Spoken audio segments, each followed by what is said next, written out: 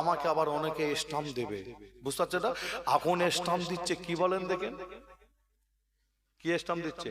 বলছে all India Sunnatul জামাতের ওলামা হযরত নাকি আমাকে নাকি কত কোটি টাকা দিয়ে নাকি কিনে ফেলেছে বলছে।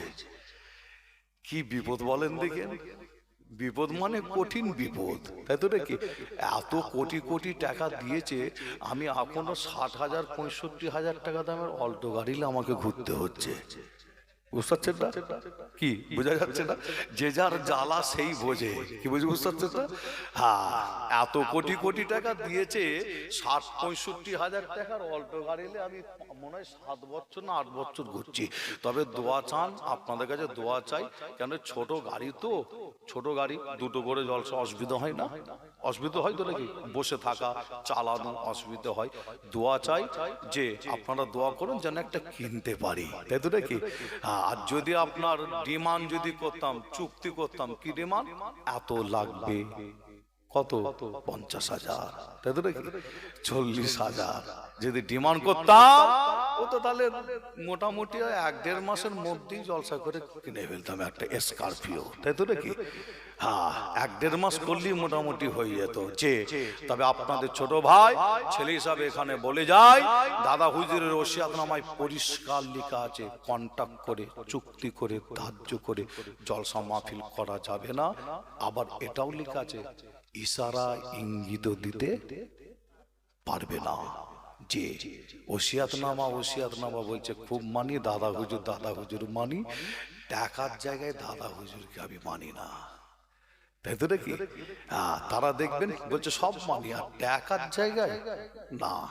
টাকার জায়গায় তখন আবার ওরা বাইরের অন্য জায়গার ফতোয়া আবার আনে, আবার তখন আর দাদা হুজুরের ওসিয়াতনামা চলে না। বলে বর্তমান সময় তো, বর্তমান পরিস্থিতি তো, বর্তমান সময় বর্তমান পরিস্থিতি, ফতোয়া লিখছে কোথা থেকে জানে? সে বাইরে অন্য দেশের, আবার সে ওখানকার ফতোয়া টেনে আনছে, আবার পরিস্থিতি দেখাচ্ছে, আবার বুঝতে পারছেন না? এখানে আর দাদা হুজুরের ওসিয়াতনামা তাদের আর ভালো লাগছে না। হ্যাঁ, যাই হোক, আল্লাহ হেফাজত করে, খুব সাবধান। আর আমি আসিম বিল্লাহ সিদ্দিকী বলি, 70,000 থেকে 75,000 টাকা ইমাম সাহেবের মাইনেটা করে দেওয়ার জন্য প্রায় জলসা মাহফিল আমি বলি 70 থেকে 75,000 টাকা ইমামের মাইনেটা যেন গ্রামবাসীরা করে। কারণ যদি আপনি একজন পীর সাহেব, পীরজাদা, একটা মাওলানাকে, বক্তাকে দাওয়াত করে 2 ঘন্টা ওয়াজ করে যদি আপনি 40-50 যদি দিতে পারে, তাহলে ইমাম তো হচ্ছে আপনার বাপের জানাজা পড়িয়েছে, ইমাম আপনার মায়ের জানাজা পড়ায়, আপনার কেউ গ্রামে মারা গেলে তার জানাজা ইমাম পড়ায়। ইমাম কাছের মানুষ, ইমাম মহব্বতের মানুষ। ইমামের মাইনেটা আমার দাবি রইল মোটামুটি মাসে 70 থেকে 75,000 টাকা যেন হওয়া চাই, বুঝতে পারছেন না? তা বেলায় হবে না, মারামারি লেগে যাবে একদম। বলো রাগ আসিমুল্লাহ হুজুরের কথা নাকি? হ্যাঁ, বলে রাগ আসিমুল্লাহ হুজুরের কথা, রাগ। হ্যাঁ, ইমাম সাহেবকে বলতে হবে জানাজার নামাজটা সেইভাবে পড়াবে তুমি, তাই তো নাকি? হ্যাঁ, আল্লাহ হেফাজত করেন যে ইমামকে মহব্বত করবেন, ভালোবাসবেন, যে ইমামের মাইনেটাও আপনারা ঠিকঠাক করে দেবেন। যাই হোক, একবার দরুদ শরীফ পড়েন, দরুদ শরীফ। আল্লাহুম্মা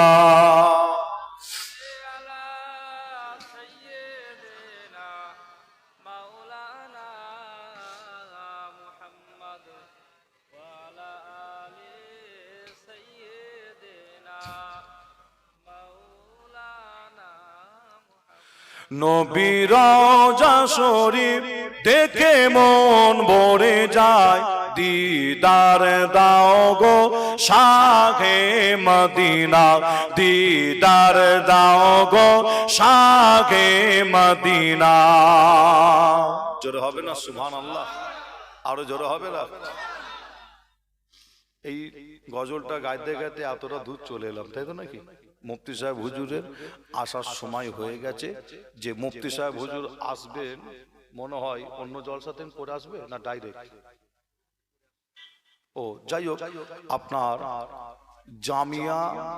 জামিয়া দরবার শরীফ, কি নাম বলুন বলুন বলুন? জামিয়া দরবার শরীফ। এবার থেকে বলবেন আপনারা কি? জামিয়া দরবার শরীফ। আর মুফতি সাহেব হুজুরের কাছে আমার দাবি থাকবে, আপনি ডাইরেক্ট পাগড়ি ফেলে মুরিদ করেন কিনা আমি জানি না, জামিয়ায় বসে বসে মুরিদ নিশ্চয়ই করেন আপনি, যে ডাইরেক্ট পাগড়ি ফেলে মুরিদ করবেন ডাইরেক্ট। আমি পীরজাদা আসিম বিল্লাহ সিদ্দিকী বলে যাচ্ছি যে আমার আব্বাজান হুজুর পীর কেবলা তিনার অনেক মুরিদ ছিল। আব্বাজান হুজুর পীর কেবলা দুনিয়া থেকে বিদায় নিয়েছে। আব্বাজান হুজুরের মুরিদানেরা আমার কাছে আসে, আমার কাছে বসে, তারা বিভিন্ন আপনার সবক নিয়ে আলোচনা করে, সবক পাল্টানোর বিষয়ে আলোচনা করে, বুঝতে পারছেন না? আমার বাপের মুরিদ তারা আমার কাছে ওঠা বসা করে। যে মনে রাখবেন, আমি যে নিজেকে পীর বলে আমি দাবি করি না, কিন্তু বাপের পরে যে সেই হিসাব যদি করা যায়, বাপের পরে যেহেতু আমার আব্বাজান ইন্তেকাল করেছে, আমি এখন একজন পীরজাদা আসিম বিল্লাহ সিদ্দিকী পীর হওয়ার একজন যোগ্যতা রাখি, বুঝতে পারছেন না?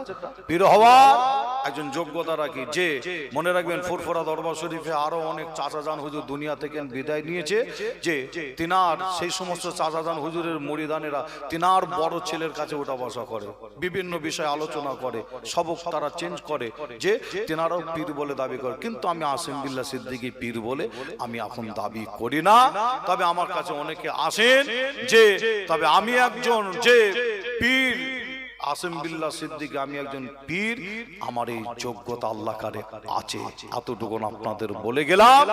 আর আমি মুফতি সাহেবকে বলে যাব যে এবছরে জামিয়ায় ইসালে সওয়াবে ডাইরেক্ট আপনি পাগড়ি ফেলে এবছরে মুরিদ করবেন, ঠিক না ভুল?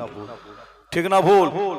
ডাইরেক্ট এবছরে ডাইরেক্ট আপনি পাগড়ি ফেলে জামিয়ায় এবছরে আপনি মুরিদ করবেন। আমরা প্রত্যেকে চাই আপনি ডাইরেক্ট পাগড়ি ফেলে মুরিদ করুন, আমরা চাই। আপনারা কি চান না? আপনারা চান তো নাকি? ইনশাআল্লাহ যে আপনার তিনি বিভিন্ন ভাবে পার্সোনাল বসে বিভিন্ন ভাবে মুরিদ হয়, তিনার কাছে মানুষ গিয়ে এবার ডাইরেক্ট পাগড়ি ফেলবে।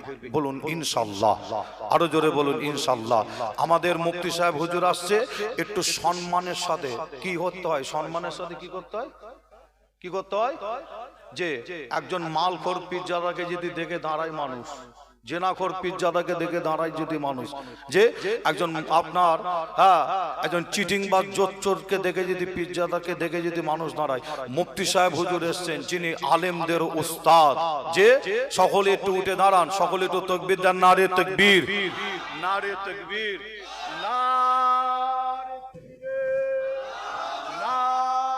তাকবীর। মুফতি সাহেব হুজুর পীর কেবলা, মুফতি সাহেব হুজুর পীর কেবলা, ফুরফুরা দরবার শরীফ, জামিয়া দরবার শরীফ, জামিয়া দরবার শরীফ, মুফতি সাহেব হুজুর পীর কেবলা, ইসালে সওয়াব কমিটি সাহেবানগণ, শ্রোতা বিন্দু, নারে তাকবীর, নারে তাকবীর। আমার জন্য সকলে দোয়া চাইবে, আমিও দোয়া চাই, আমার জন্য দোয়া চাইবেন। মুফতি সাহেব হুজুর যখন বসতে বলবে আপনারা বসবেন, এটা হচ্ছে আদব, এটা হলো আদব। বিদায় নি, আসসালামু আলাইকুম। সকলে দরুদ শরীফ পড়েন, দরুদ শরীফ। আল্লাহুম্মা